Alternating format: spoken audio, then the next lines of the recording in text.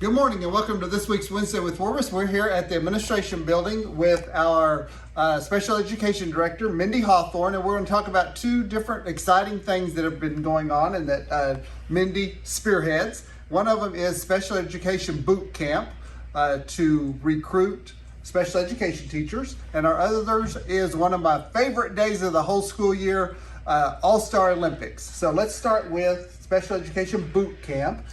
Tell us who qualifies, and we had our first one here in Altus this school year, correct? Actually, we just finished our second year. Oh, okay. Last year we had 2 pass through all the certification.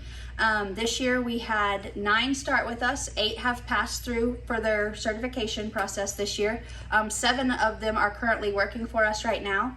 6 are special education teachers for us right now, so they'll be certified teachers and no longer long-term subs. That is awesome. And we've also certified a teacher in Hollis. Wow. Well, what I appreciate about you is we've had a problem for a long time getting special education teachers, and you came to us and said, hey, I have a solution, and did the training for yourself so that you could train these people, and I'm so excited about it. So for those people that are interested in maybe becoming a special education teacher, what are the pre-qualifications before they start the boot camp?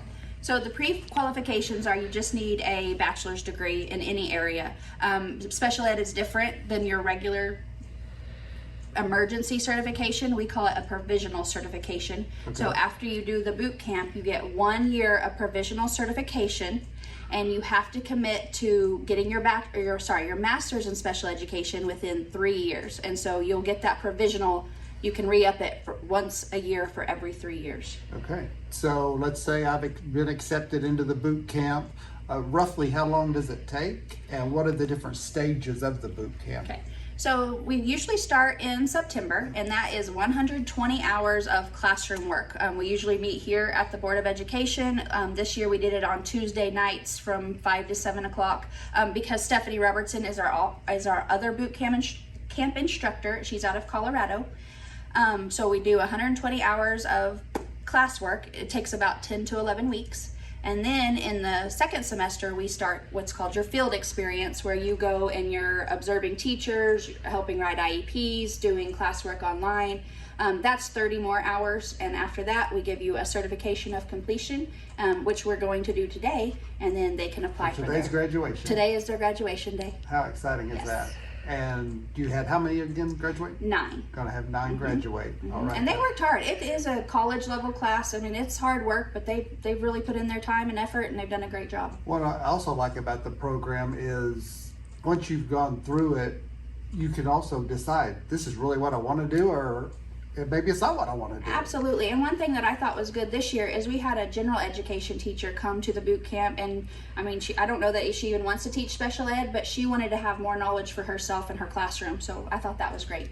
That is amazing. So we've done it for 2 years. We plan to have another one. Yes. If the need is there, we will have another one starting in September. So in September. So if anyone's interested at all and you have a bachelor's degree, or you know someone that has a bachelor's degree that maybe wants to be a special education teacher, have them email Mindy Hawthorne at mhawthorne@altusps.com, and she will gladly start another class, and we will recruit more teachers. I'm ready. Come on over. You're ready. Now, my favorite thing, All-Star Olympics. So tell us the date. The date is May 4th. May 4th, which is what day of the week? Thursday. That's a Thursday. First Thursday in May. And I've heard a rumor that we have more athletes than we've ever had before. We have. Before this year, our top number was 220, and right now, we're waiting on a few little stragglers coming in. We have over 300 participants this year. So, what a great problem to have. I know absolutely. You're stressed out about it, but what a great, exciting problem. I know you don't maybe know how many schools are coming, but kind of roughly how many schools? About 25. About 25. When we first started, we only had 2 Texas schools, and now we're about at 8 Texas schools. Okay, and then Southwest Oklahoma. What's the furthest school maybe away? Sayre, Vernon, go to Hobart, Chillicothe. It's kind of all over the area. Well, I know when you go to the Frederick. junior high, there's buses everywhere, there's cars everywhere. We have hundreds of volunteers from Altus Air Force Base, all across the district, all across the community. Yes. I know it's a favorite time or favorite day for a lot of different people. It is. It's our 12th year this year, and we have some people that have been volunteering since day one. First year, 12 years. Actually, it should be our 13th year, but because of COVID, it's actually our 12th year. So we Okay. have had some great volunteers.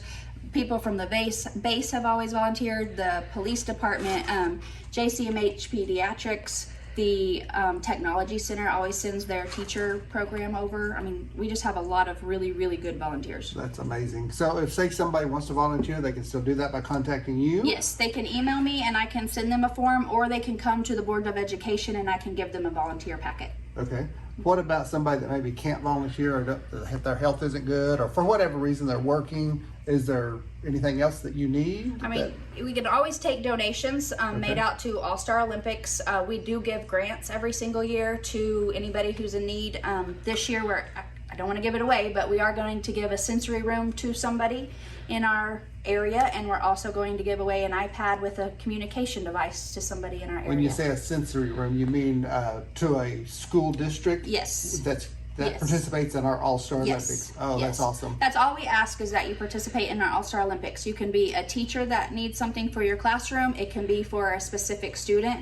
Last year we had a kid who is a homeschool student, but he participates in the Olympics, so he got a grant last year. Well, that's awesome. I know we have lots and lots of sponsors that love to sponsor every single year. Tell me what each athlete will receive. Okay.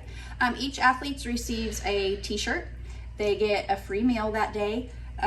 They get a medal at the end of the ceremony. They each get a goodie bag. If you compete through the whole day, you're going to get a really good goodie bag. And we also have lots of games, activities, face painting, fingernail painting, dance floor. The Link crew at the high school and the National Honor Society have always been great about taking care of our dance floor, and it's always a great time. What different events are we having at the Olympics? We have all of the dashes, 25, 50, 75, and 100-yard dash, plus a wheelchair dash. We have the rollerball race where you roll a therapy ball down a lane. We also have the long jump and the softball throw. Awesome.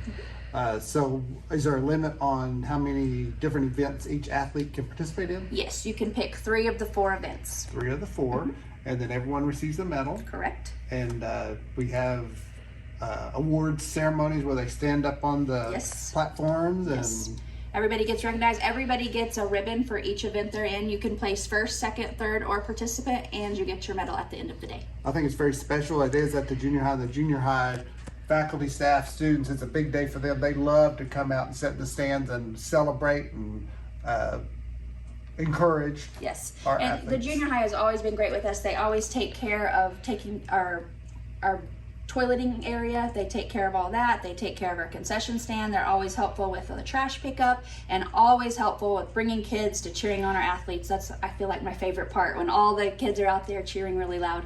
Right.